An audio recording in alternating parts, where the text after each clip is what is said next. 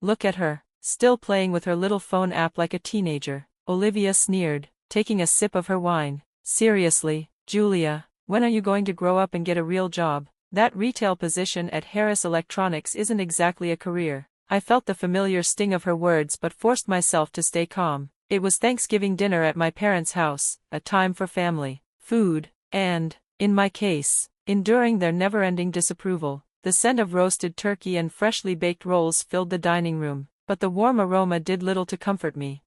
Julia, honey, my mother said, her voice laced with concern, though I knew it was more disappointment than anything else. Olivia's just looking out for you. She's already a senior marketing executive at 28. We just want to see you do well too.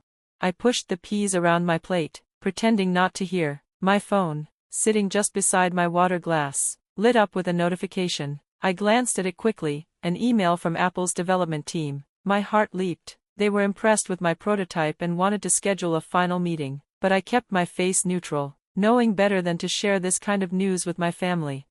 She's probably just playing some stupid game, Olivia added, rolling her eyes. Remember when she said she was learning to code last year? As if someone who barely passed high school math could make anything worthwhile. Technology is a young man's game anyway. My father chimed in. Why not let Olivia help you get a proper marketing job? Something stable, with a future.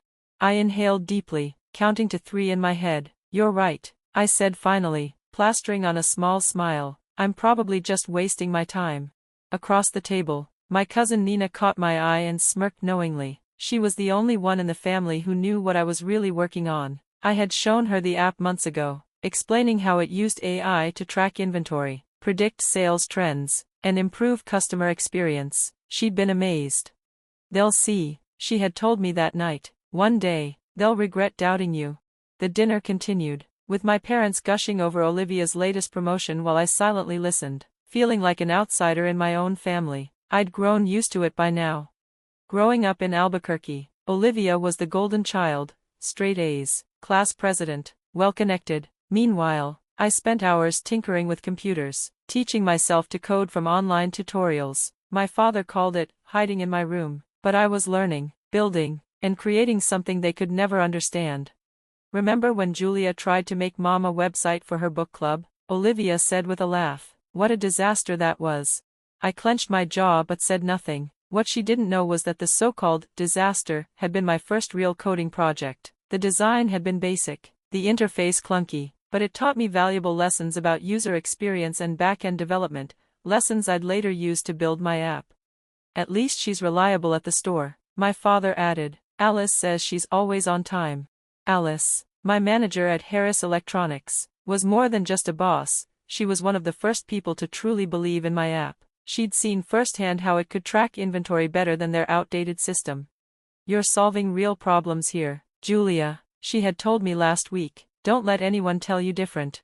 The sound of silverware clinking against plates brought me back to the present. Nina reached under the table and squeezed my hand, her way of reminding me that I wasn't alone. Olivia, tell us more about your promotion, my mother gushed. Your father and I were just telling the neighbors about it yesterday. I got up to help clear the dishes, letting their voices fade into the background. I thought about all the nights I had stayed up after long retail shifts, perfecting my code, debugging errors, running tests. The neighbors might hear about Olivia's promotion, but tomorrow, the world would hear about my success. My phone buzzed again, another confirmation from Apple. My meeting was set for 9 a.m. sharp. I smiled as I rinsed the dishes, feeling a quiet satisfaction build in my chest. They could think whatever they wanted about me. They could doubt, mock, and dismiss me all they liked. By this time tomorrow, everything would change. I spoke softly, my voice steady but firm. The people who think they're protecting you are actually just protecting their own idea of who you should be. I let the words linger for a moment before turning on my heel and walking out, leaving them standing there in the kitchen. They didn't follow me, and I didn't look back. The crisp morning air greeted me as I stepped outside, cool against my skin, filled with the kind of quiet possibility that only a new day could bring. I had somewhere important to be, and I wasn't going to let anyone stand in my way. The lobby of Apple's headquarters was a masterpiece of modern architecture, tall glass walls reflecting the sunlight, sleek steel surfaces gleaming under the bright lights. It was both intimidating and exhilarating. As I stood there waiting for my meeting, My phone buzzed relentlessly in my pocket. I already knew who it was, my family. I ignored all the messages except one. Nina. Nina, they're freaking out. Olivia has been making calls all morning, trying to figure out what's really going on. I sighed but didn't respond. There were bigger things to focus on. A sleek elevator carried me up to the executive floor. The doors slid open with a soft chime, and standing there, waiting for me, was Alice, my store manager. But seeing her in this setting, dressed sharply in a professional suit, I realized something was off. She grinned at my confusion. Surprise, did you really think I was just a retail manager? I blinked. Yeah. For the past year, I've actually been Apple's head of retail innovation. Part of my job has been evaluating new technologies in real-world settings, like yours. My mind reeled as I recalled all the times Alice had asked about my project, offered insights, and given me feedback. What I had assumed was casual interest had, in reality, been something much bigger. Your sister came to the store last week, Alice continued, her expression turning serious. She tried to access your development files. She claimed she was your business partner. When that didn't work, she suggested that you might have stolen the concept from her marketing firm.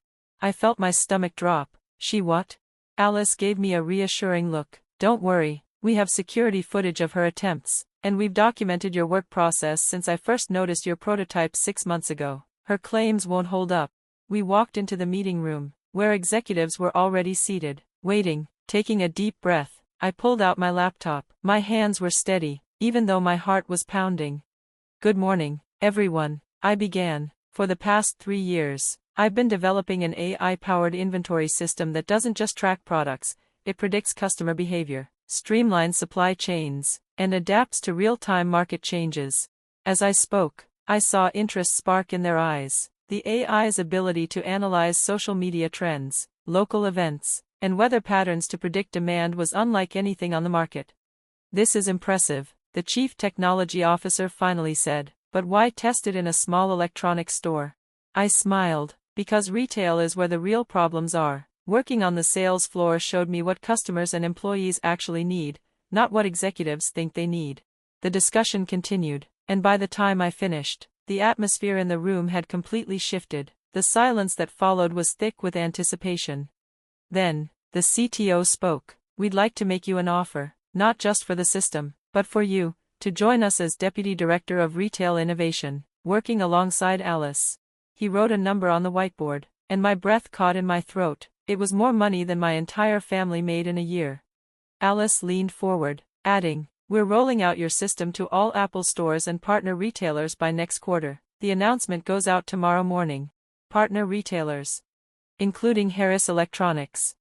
My family's store would be required to use my system, the same system they dismissed as a waste of time. That evening, I sat in my hotel room, reviewing the final paperwork, when my phone exploded with notifications. Olivia had finally pieced everything together. Olivia, Julia, we need to talk. This is serious, please call me. I was about to turn off my phone when it rang. Alice. Your sister's firm has been trying to get information about tomorrow's announcement. She says she needs to protect her family's interests. I've had to block 3 calls from her already. I rubbed my temples. She's probably worried about her marketing contracts. Alice hesitated. It's more than that. She's been telling people she helped develop your system, that her marketing strategies were the core of its success. Anger flared in my chest. Even now, Olivia was trying to take credit for my work. Alice continued. There's something else you should know. Your parents' store isn't just another Harris Electronics franchise. It's one of their top-performing locations in the Southwest. They've used that success to block smaller stores from opening nearby. The weight of the revelation settled over me. All those years of being dismissed, mocked for working retail. Meanwhile, their success had depended on the very industry they belittled me for being passionate about. My phone buzzed again. Dad, just heard about Apple's announcement. Olivia says it might affect our store. What do you know about this? Then another message. Mom, honey, please, tell Olivia she can help fix whatever problem you've created. She has connections. I closed my eyes, exhaling slowly. This wasn't about revenge. It was about fairness. My system flagged businesses engaging in anti-competitive practices. My family's store just happened to be one of them. The next morning, I sat in Apple's press conference room, watching the live stream. The CEO was introducing the AI system, describing how it would revolutionize retail. On another screen, Harris Electronics franchise owners, including my family, watched virtually. This system was developed by our new Deputy Director of Retail Innovation, Julia Lee, the CEO announced. She spent 3 years perfecting it while working in retail herself. The camera zoomed in on the franchise meeting. My mother's coffee cup slipped from her fingers. My father looked like he'd seen a ghost. Olivia. Olivia's expression morphed from confusion to horror. Apple's system would now be mandatory for all Harris Electronics locations. My phone buzzed one last time. Olivia, you need to stop this now. Do you have any idea what this will do to Mom and Dad's business? To my contracts? I didn't answer. They had insisted I stick to retail, and now, retail was sticking with them, in ways they never expected.